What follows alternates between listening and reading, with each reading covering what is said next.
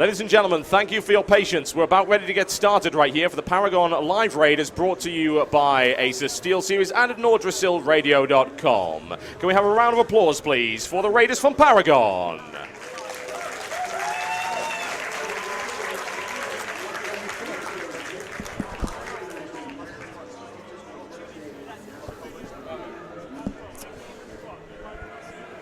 So I'm joined by expert co-commentator as they start their pull on Harfus Wormbreaker. Why don't you introduce yourself for the audience today? Hello, I'm Vadisha, and I normally play a warrior in Paragon. Now I'm currently playing my Archmage, and as you can see, it looks very difficult. Yeah, I can't help but notice that you are pressing the 1 and 2 buttons quite a lot. Yeah, it's that's pretty much what it's about. Arcade looks like aggro is getting quite tight, so need to actually switch some targets here. Yes, now this is Harfus Wormbreaker Heroic. Now, how many of you in the audience have actually played through Harfus Wormbreaker Heroic and actually beaten him? Can we have a show of hands right here? So about 2 of you, right. So I think perhaps a bit of an explanation as to how is this different to the normal mode of Harfus Wormbreaker? Well, basically, it's way more damage, and that's pretty much about it. This is one of the easiest heroic modes. This is like the entry-level heroic mode. So yeah, I believe this and Cimarron, I think, are the ones that have been killed the most so far. I would say so. I mean, this is even doable by random pugs, and it shouldn't be too difficult. I've also noticed on WoWProgress.com that there's a massive drop-off after this fight into Valiona and Thoralion. Yeah, because that was actually originally one of the harder heroic modes to go on. So most of the people went there after clearing nearly whole Blackwing Descent. That's what we did as well, and that's why this is also... it's now been nerfed quite a bit, but yeah, it's still more difficult than some of the encounters which you can do other than that, so... Yeah, it's been looking extremely unpleasant, honestly, and there's not an awful lot of kills going through the Bastion of Twilight all the way through to Cho'Gall. And then, of course, we've got even fewer on Sinestra. And we're hoping to perhaps see Sinestra tonight. Yep, should be doable. You should see it, and yeah. Sounds good to me. Hopefully not without too much trouble. Yep, Time Warden down to 18% and falling rapidly right now. Yep, there's like all of these mobs are now getting low.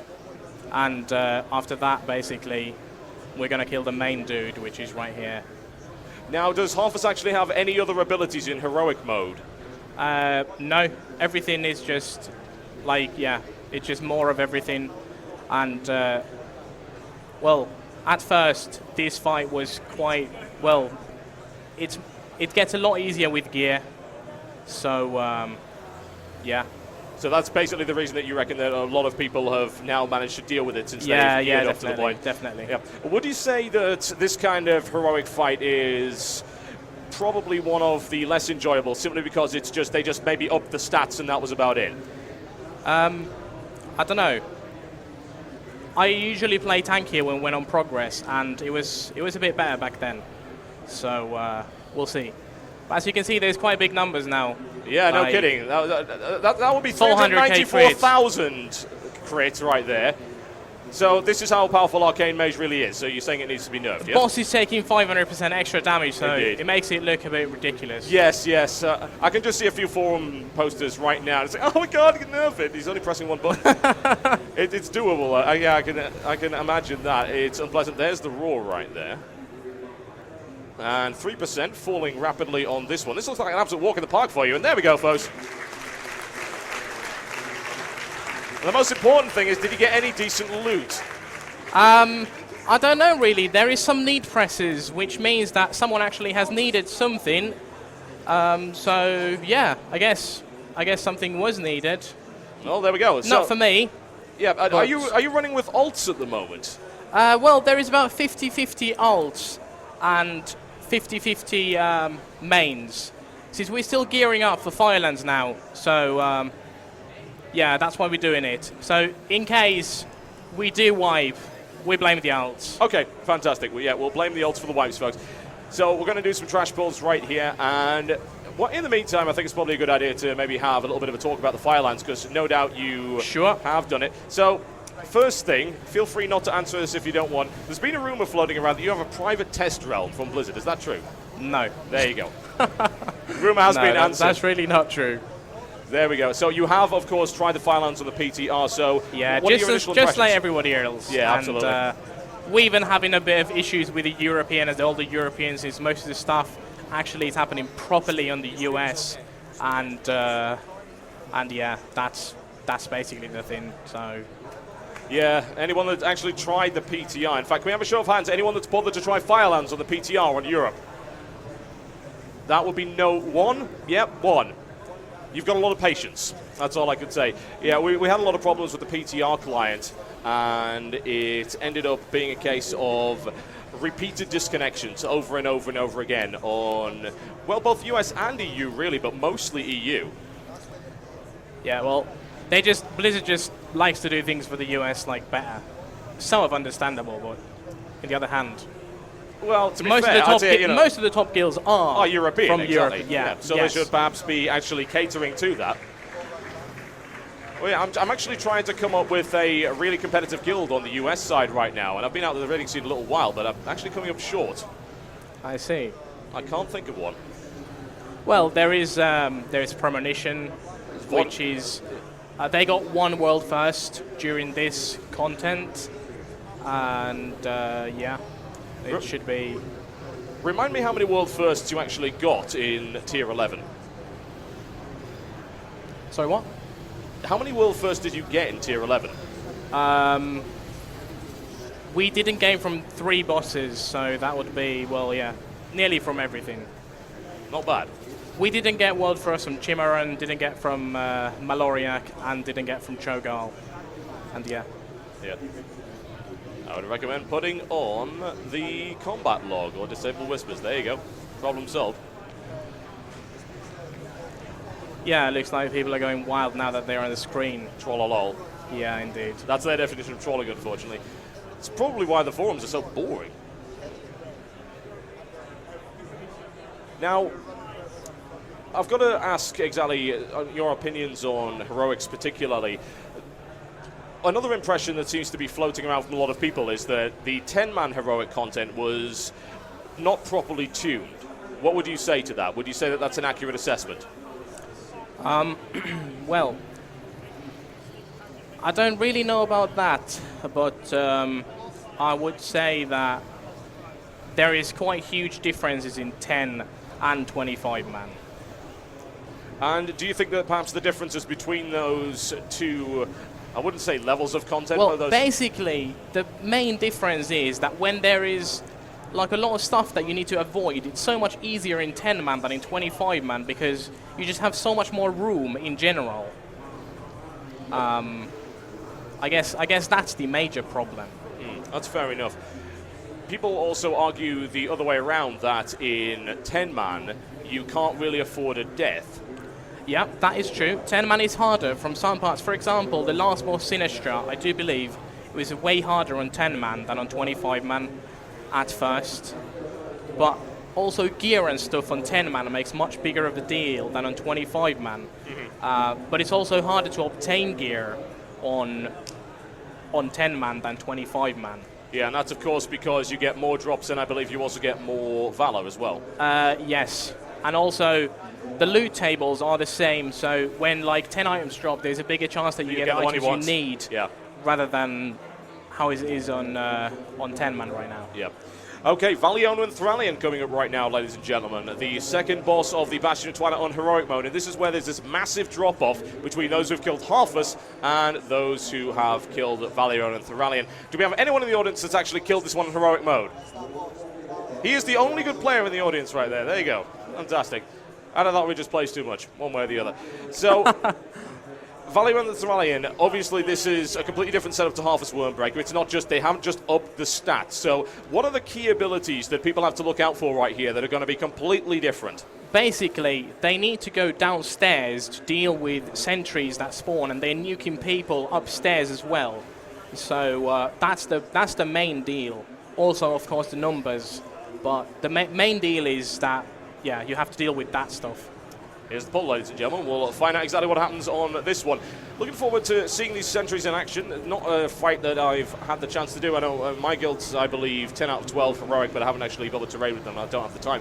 There's the blackout right now. We wouldn't want to mess up something that simple. I should really be moving in, but I won't this time. Okay, then. Yeah, they should be able to survive that. So 25 man, and on heroic, how hard does the blackout actually hit? Well, I don't know really, but if one person is there alone, he's dead. Yep. So, yeah. That's all I really need to know. You're supposed to stack up on it, and since we are quite well geared, you can afford some sort of slack when it comes to this kind of stuff every now and then. Yep, seems reasonable right there. We're just waiting probably for the phase change coming, which I would think would be fairly soon. The fireball's coming down right there. I'm trying to remember, did they... Yeah, those fireballs look fairly painful. That's just random raid damage, I assume. The sentries right there to the left of Valiona, as you can see a glowing ball, they are basically the sentries that are underground, which need to be killed underground. Underground? So, and how exactly do you kill them? Sorry, on the ground or underground? You take a portal to go underground at the moment. Our tank now has 4 stacks of this thing. He's going to get ported down. You get ported out from this dazzling destruction as well if you get hit. And then you need to basically get up. All right, so if you're not meant to go there. Yeah, that's the Twilight shift, isn't it? Yeah, there's assigned people who are going down, killing. Like you can see now, Devil is going down. He's got the debuff. There's also Xenofix. There's Diamond Tier. There's Peaches. And they are basically dealing with the stuff downstairs. Right, fair enough. So yeah, those of you who have played the original of this one, the normal mode, you'll know that if you get hit by Dazzling Destruction, you will end up in the Twilight, and you have to And now this is, engulfing magic. I'm going to show you some numbers now, like. Arcane Mage, clearly Imber right here. 100% damage increase right here, but doing huge damage to people around me if I do hit them. So it's a bit tricky. Yep, got to be careful about that on the normal mode as well. So, as I said before, going into the Twilight shift. Getting Meteor, so moving into the melee. Yeah. So I wouldn't kill myself. Yep. Actually, this is a bit tricky now because I'm raiding without a boss mod. It doesn't seem to be working, so I hope it all turns out good. Well, we're about to find out. Just need to be extra aware, really. That's all it is. Yep. Because you should already know by now what to do on these bosses. Yep. And besides that, it's only a couple of buttons anyways. I'm pressing here, so it should be no props. Absolutely. Nasty Void Zone's on the ground right there, and we'll be looking for the fire from the air at some point in the not too distant future. There's going to be deep breaths coming soon, which we're going to have to be dodging, and that's one of the dodgiest part of this encounter as well. You need to be aware, and there's engulfing magics happening at the same time, but it's a little dodgy. Is there any difference in the deep breaths in this mode as opposed to normal? No, not really. First deep breath coming in right here, and those of you who haven't really seen a big WoW raid before, this tends to be what happens. The screen is covered in flames, panic ensues, and then people wipe, unless of course you happen to be Paragon. Second wave. There's going to be breath coming to the left side now, as I can see. Yep. Couldn't really see the other one. I also got engulfing magic at the same time and nearly nuked the raid, but I was possible to dodge it with a goblin jump. Thanks for goblin. Goblin's OP evidently, and there we go. That's the engulfing magic again. Well, you can't really complain about the damage increase, I suppose. No. Just an extra thing to look at right here. Yep. Thermalin taking massive damage here. He should be able to kill him after this transition, I would think. Yeah, there's a new Valiones come down now, and it should be quite okay now. That's a good amount of damage being done right there by everyone on the Paragon raid, everyone currently up, and of course we are now back into the first phase, dealing with the blackouts, dealing with the random raid fireballs, and of course dealing with those breaths. And now we need to deal with the sentries as well. Now the 25% right now, looking pretty good for the Paragon guys. There's the first deep breath, easily avoided. And you're into the Twilight, by the way. Yeah, I got actually hit from the tank spot, but I got ported back up already, so it's no problem. Yep. I believe isn't there an achievement for going into the Twilight and actually dodging, is it either dodging the crystals or collecting them? No, there's like these little fiends which come down there. Yeah. And you can actually kill them there. And if you do, then yeah. Achievement City, folks. Yeah. 14% HP on Valiona. Yeah, should be all good here. Yeah, it's looking pretty damn solid right now. Paragon guys not losing a single raider, needless to say. There's the Devouring Flames looking to go under 11% and falling rapidly. No doubt looking to try and take him out before the next Dazzling Destruction. We're down to 8% and falling right now. So, would you say that this is a better design of a heroic encounter? Is this what you expect from heroic mode as opposed to Harvest Wormbreaker? Well, this was quite difficult at the start. I mean, it was an encounter which people didn't just roll over. So this was quite good at the start. It was nerfed earlier. And we're not really even using the optimized tactics here. The optimized tactics is use rogues going down. We're just using random classes. But, well, yeah, it worked out, so it's okay. Seems to be doing the job 1% and down, ladies and gentlemen. There you go.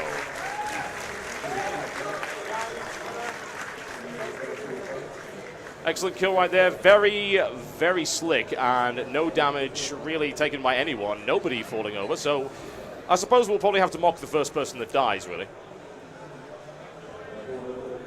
So we've got some trash right here. Now interest in trash. We'll Yes. see if someone is going to die. I hope it's not going to be me. Yeah, these things are kind of terrifying. I'm trying to remember how much HP they have. Is it 27 million, I think? Yeah, that money dead right there. Yeah. On the eruption on the ground. Yep. Large amount of spikes pop up on the ground. If you're in that, well, you're basically dead. Yeah. Simple as that. Yeah, that's exactly how it works. Yeah. If you resist them, you can survive. Or if you're just simply a durable class, it's going to be okay. Yep. There's the rupture. You need to dodge that. It's very, very quick timing on those. Yep. So you've got to be careful. This is even a normal mode, so people coming here for the first time, I'm sure they're having some deaths. Yep. There's the recount. That's the damage meter from the last try. Yep. And that's dot classes rolling right there. 2 Warlocks, Shadow Priest, main Arcane Mage, few, yeah, so on. Yep. 32,000 damage per second. Yeah. Obviously, it's not really accurate either because... Engulfing Magic would screw with it, I assume. Yeah, and also there is people going downstairs and recount doesn't really show them that well, so... Pushing through the trash right here, taking down the second evolved Draconar. So, here's a question for you. This is a fairly short raid. I mean, you've got 4 bosses and then 5 bosses in heroic mode when you've unlocked Sinestra. Yeah. How long does this generally take, let's just say on your main raid, to clear? About an hour. An hour. Yeah. Another question, I suppose, It would be... It could be less. Yeah. Another question, I suppose, would be this. So, with the Tier 11 content, they decided they were going to present several smaller dungeons as opposed to something like Ulduar, or of course even Naxxramas, even though it was a recycled raid that are very, very large instances with 12 to 14 bosses each. Do you approve of these smaller groups? Well, I would like the instances to rather be, I don't know how to say, but I don't really like the fact that you can choose from multiple bosses. I suppose that really messes with the progression table quite a bit when you're looking for world firsts.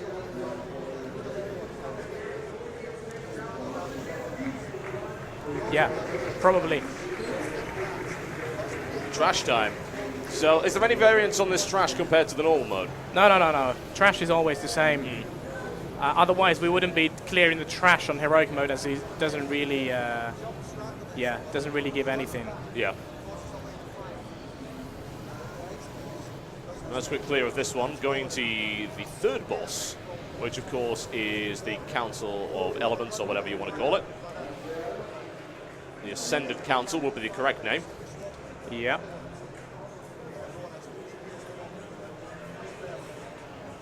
Let the rest of the raid clear that up. So, aside from the whole having to choose from multiple bosses thing, do you think that the policy of smaller raids but more of them is beneficial in general? I think so, yeah. I assume that spending an awful lot of time in a very, very long dungeon, even for guys like you, is tiring, certainly, and perhaps... Well, yeah, the farm content shouldn't take that long, so rather like... Well, I don't know how to say, but farm shouldn't last longer than, like, 2-3 hours, really. Mm-hmm. I mean, we already raid enough when it's progress, so... Yeah, the last thing you want is to spend more and more time in there. Well, yeah, exactly. So turning, I suppose, to the subject of the Firelands. The Firelands, as people are well aware, is actually going to be a 7-boss dungeon, and by the sounds of it, it's going to be the sole dungeon on that tier. What's your opinion on that? Do you think 7 bosses for a tier is enough? It seems quite nice, and I don't know, really, from the bosses that we saw, it seemed quite nice. There were some new mechanics, like this one boss which you have to manually move yourself by hitting its legs. Like when you hit the left leg, it turns left, and when you hit the right leg, it turns right. And you need to, at the same time, catch some other stuff there. And that's some mechanic that hasn't really been in a boss fight yet. Yeah, it's very, very interesting. We also noticed some quite entertaining trash, these giant firebirds, which you had to aim the fireballs by jumping on its back. Yeah, you could ride them, and you could just manually kill them. So, yeah, those are quite nice. The boss that I think we did the most of, in fact, was the Firebird Boss, Alice Raza, which involves a couple of guys actually going airborne and flying through rings of fire. Yeah. That was maybe the easiest boss. Yes, definitely the easiest. Was there on. I think there was multiple guilds who even killed it on the heroic mode, so... Yeah, it seems like a bit of a farm boss. It's kind of unfortunate because it was very entertaining, especially for the person that got to fly through the rings. Yeah. Yeah, there's some big DBS numbers there. You get a lot of haste, and you can cast whilst moving when you fly in there in the air. So it's not bad at all. Yeah, if you actually get enough stacks of the rings, you get a very, very nice buff. Yeah, you get a 50% crit buff at the same time whilst having about 100% haste. So you're doing some pretty serious damage there. Our tank just died, which. But it's okay. They gave you an epic for it. Yeah, that's all right. That's all right. The tank is still standing. The bear. Shouldn't be a problem, and that'll be a nice clean out of that, and then we'll see the Ascendant Council. Yep, this is last trash map before it, and then we good to go. To be honest, this is the boss where we wipe the most, I would say, and this is arguably the hardest encounter in all of the content right now. Interesting. So we'll see. This was especially very random when this was first introduced, because there's these frost orbs which are spawning and they're chasing someone, and in the transition phase to the last phase you could actually get hit by these frost orbs and your whole raid would wipe, and there was absolutely nothing you were able to do about it. And that's now being fixed, but it took quite some time to fix this stuff. Okay, Ascendant Council coming in right now after Cho'Gall's finished complaining about everything. So, key differences that you'd like to point out between this and the normal mode? There is debuff spawning here in the first phase. One of them slows all the people around you, and it doesn't slow yourself, but slows all the people around you. So we basically run here to the middle, where I'm standing right now, with them to negate the debuffs negate each other when you bring both of them to the same spot. So basically, that's first phase, except also numbers, and yeah, that's about it. Then second phase, there is these frost orbs which spawn and start chasing a person. The person needs to kite these frost orbs into fire, and if he kites them into fire, then the frost disappears. Okay, so it's basically. And if you get hit by the frost, the whole raid wipes immediately. Ouch. So and that's actually, we'll see how it will go for me here now, because I don't have boss mode. I will not be able to see very well when this frost orb will be chasing me. But yeah, let's hope. Yep. I will be, We'll be okay, otherwise you're going to be spectating from the floor, which is not ideal. We'll see what happens for you there. So really, that seems like they've taken the initial mechanics of this fight, and then they've added advanced versions of them, based on what was there already. Yeah, and also this was very melee unfriendly at first, like really, really, really bad. But now it's been fixed now, so it's can actually bring melee. On our first kill, we only had like 2 melee here, so I was playing my mage as well. Mm-hmm. And there's the pull. So, how many of you in the audience have actually done this on normal mode? A reasonable number, not too bad. Those of you who haven't, the way that this works is there are actually 3 phases to this. The first phase involves these 2 guys. There's the fire guy and there is the water/ice guy. Now, what they're going to do is they're going to try and DPS them both down to a certain level. And once you hit a certain amount of health, it will switch to phase 2 and it will summon 2 different characters. You'll then have to deal with them. They have a whole new set of abilities. That's the wind and earth guys. And then once you've done the same thing to them, in phase 3, they will all appear. They will then merge together into the elemental monstrosity, which is phase 3. And that's when the panic starts. It's a big, big DPS race in that. At least it was on the normal mode. Does the elemental monstrosity do anything new? No. It's that last phase is pretty much the same, just numbers are up quite a lot. So it's quite a big difference when it comes to that, really. Yep. And the reason they're DPSing both equally is because the more damage you do here, the less health the monstrosity will have in phase 3. Yeah, that's exactly it. Yep, looks like you're not being chased by frost orbs, which is a good start. No, there's no frost orbs in this phase yet, so it's all good. Excellent. So this is the one and only fight that I can think of in recent memory where you are encouraged to stand in the fire. Yeah, you need to go to fire when you get a debuff on you. Yep, and if you don't do that, then you get frozen. Yep, horrible things happen. You get frozen. I believe you take terrible damage as well in the process. Yeah, absolutely massive. On heroic mode, no doubt, that will be absolutely brutal. 35 HP on the first phase, 35% in fact, and falling rapidly.